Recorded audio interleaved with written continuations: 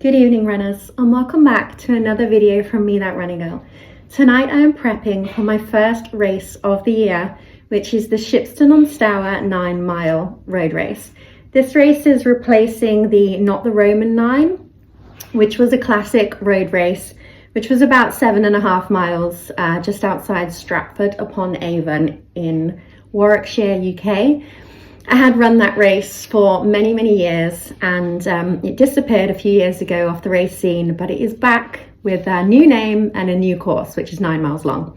I have been coached for this race since the start of January, so I'm super excited to see how my coaching pays off in terms of been doing different sessions. I've been doing really hardcore hill sessions, and this week especially I have run a lot less than I would do ordinarily before a race.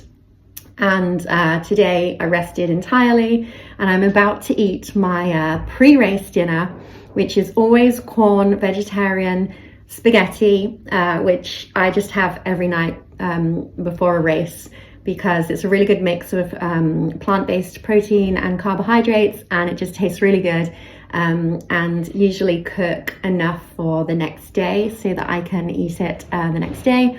Obviously you can see I have got my lovely fire going in the background, and so it's really toasty in here. Sometimes we get the living room up to like 28 degrees, which suits me really well because I absolutely love it hot, and when it's not hot, my legs feel like they don't work properly. So I'm very much looking forward to hoping that my legs work properly in the race tomorrow. It's forecast to be about 6 or 7 degrees with a real feel of 2 degrees, because I think it's meant to be quite windy. But we did have a really bad storm a few nights ago, which seems to have passed. The strongest parts of the storm seem to have gone. It was a really sunny day here today.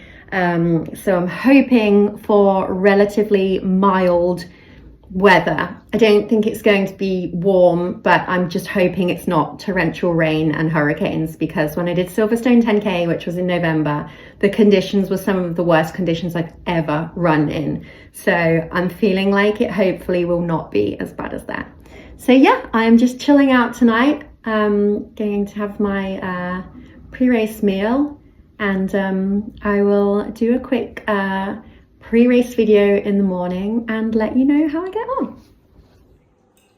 So this is the corn spaghetti that I was just telling you about.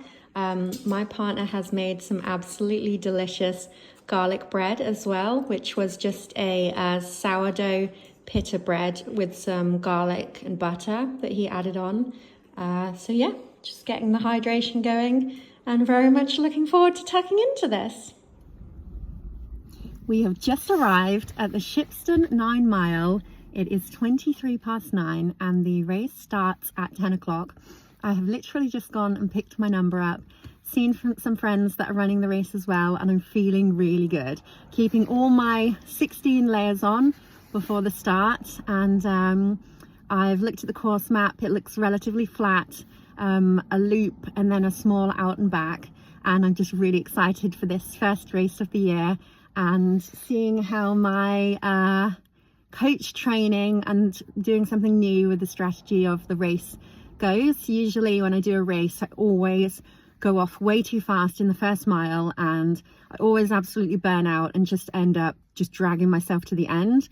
So this time I'm going to go out slower and then see if I've got some fuel in the tank for the later miles. So I'm really excited to see how this goes. Well, that was not flat. I just got back from Shipston 9 mile road race, and I feel like the race went really well. There were definitely a lot of positives to take away from the race, and a few things that I can think about for the next time I race. Like I mentioned in the videos before, I have been having coaching for a month, so it was really interesting to see where my kind of baseline pace and where my kind of, use like a marker to use this race as a marker to see where I was at fitness wise, confidence wise, and just sort of go into the race and run relatively conservatively, because I always go off too fast at the start of a race. So I tried to go off a bit slower at the start of this one, which was actually really easy to do because the elements were really strong and crazy. the winds were really strong and it was raining for the last part of the race. So it was actually quite difficult to get any speed up, even if you wanted to. Fueling wise, I just stick to what I know. I know a lot of people use gels, and my new coach has been encouraging me to use gels, and I just do not get on with them. I don't like the texture of them, the mouthfeel, and they just never sit well in my stomach. So what I'm using currently, which I have used for so long now, are the Candy Kittens. These are just vegan sweets, and you can get these in any supermarket. But they taste really nice, and they're 100% vegan, and they're really small. They're just tiny, sort of cat-shaped sweets, basically. And they definitely give me a bit of a hit of sugar and calories just on the way round. So I just put them in my waist pouch. I've also been really loving these at the moment. They are the Clif Shot Blocks. So I got these on Amazon. You can get them on Amazon, or you can pick them up from any kind of sports retailer online. But they're really good because they have carbs and caffeine in them. And I usually have 1 or 2 of these before the run. I don't actually put these in my waist pouch because I just find that they're very 3D and quite chunky, and they kind of jump against my waist when I'm running, which really annoys me. But the consistency of these, I will do a review video on these soon, but the consistency of them are literally like jelly. So they're literally just like little jelly cubes, but they're quite, as you can see, they're quite 3D. So I've been getting on really well with those, and the Candy Kittens just keeping me going as I go round. I didn't have any race support this time. Usually when I do a race over 10K, I usually get my partner to stand somewhere on the route with different fuels, whether that's a different drink or a different kind of energy supply, but I didn't have that at all today, and I felt like I ran really, really well. A lot of the reasons why I felt like I ran well is because I've been really, really strict about not stopping in training. So when I go out and train, usually I would stop a few times. I'd take a picture of, you know, a nice cloud, or I would take a selfie, and all of those stops really added up to a real detrimental sort of training block, and I felt that my fitness really dropped off a cliff. And when it came into racing, I felt that my racing performance was just bad as well. Last year was a bad year for me racing, so it was really nice to go into this race today feeling confident that I had run sort of up to 8 miles on hills, not stopping. So this race was 9 miles long. I ran the first half of the race pretty conservatively. My average mile split for the whole race was 8.21 minute mile, and my fastest mile was 7.5 minute mile. It's also worth noting that the conditions were really crazy. So it was really, really windy.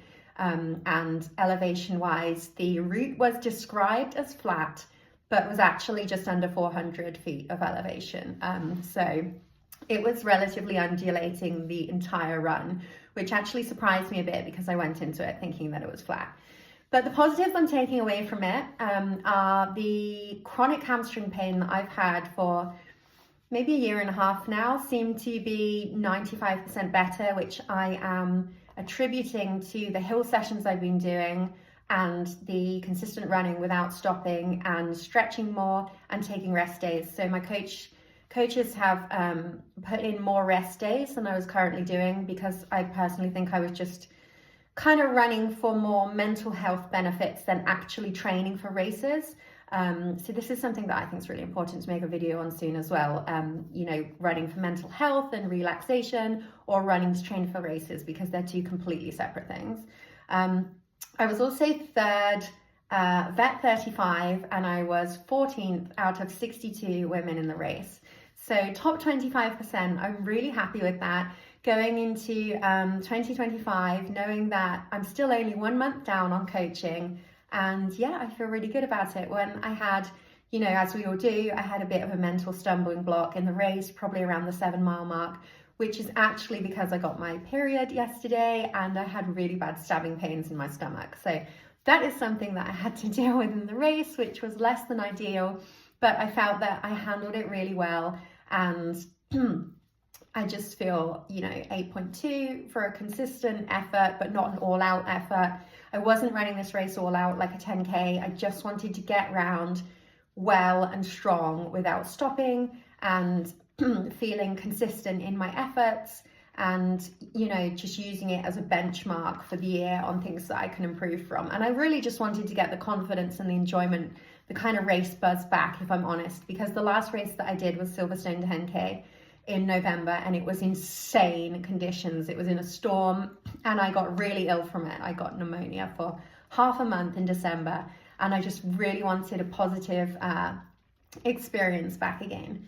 So yeah, that is how the race went. Thank you so much to Stratford Athletics for hosting the first race, which was the replacement race for Not the Roman 9.